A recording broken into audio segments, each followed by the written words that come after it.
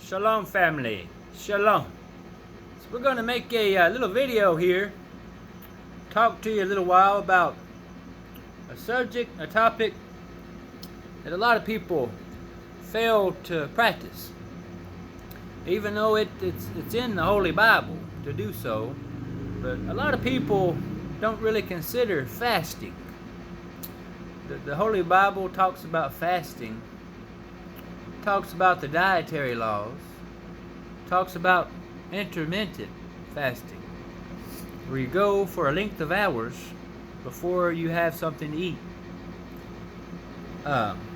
This day and age, most people eat every 3 or 4 hours is what they do. But now every time you eat, your insulin levels shoot up. They go up. Now every time you take a bite of whatever it is, it don't matter if it's fruit, vegetable, healthy food, bread, toast, it don't matter what it is, M&Ms or something. Hey, whatever you choose to eat, your insulin goes up in your body. Now whenever you eat every 3 or 4 hours, you're constantly shooting up that insulin all day long. Now, whenever you intermittent fasting, whenever you fast, like me, for example, I eat at 9:30 a.m. and then I wait until 5:30 p.m. in the evening to eat once again. I eat twice a day. Now usually I eat 1,500 calories at each meal, so I'm eating 3,000 calories a day. I'm 6'1", 190 pounds. I'm not obese, I'm not overweight, I don't have any health issues, no heart problems, no diabetes problems. Hey, a lot of people eat every 3 or 4 hours, but they fail to put any length of time in between meals for their body and system to digest and reproduce and get rid of all the toxins and the waste that you put into your body through your mouth.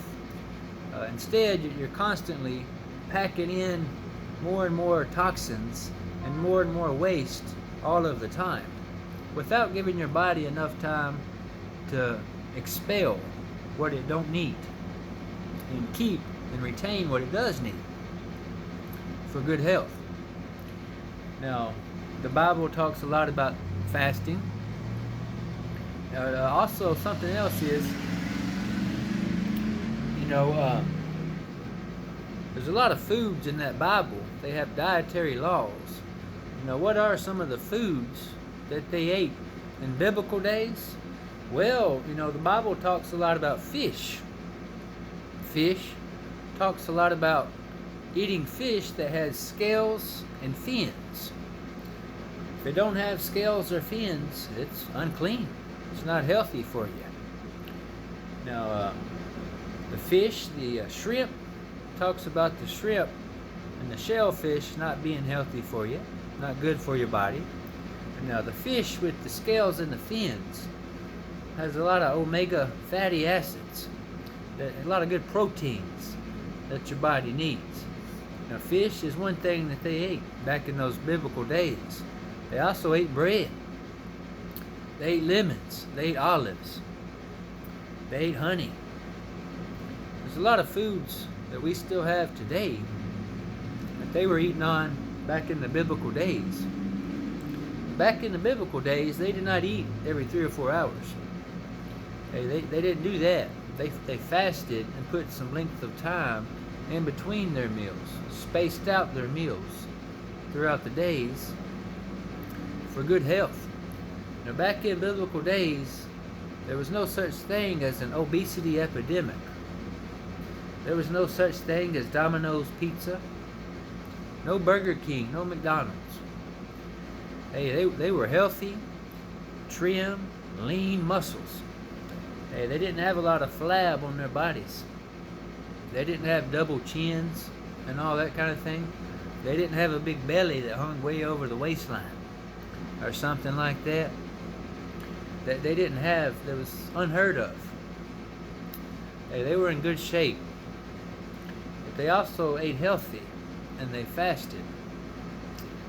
Now, we're living in a time and a day and an hour nowadays where everybody just eats because they're bored or something.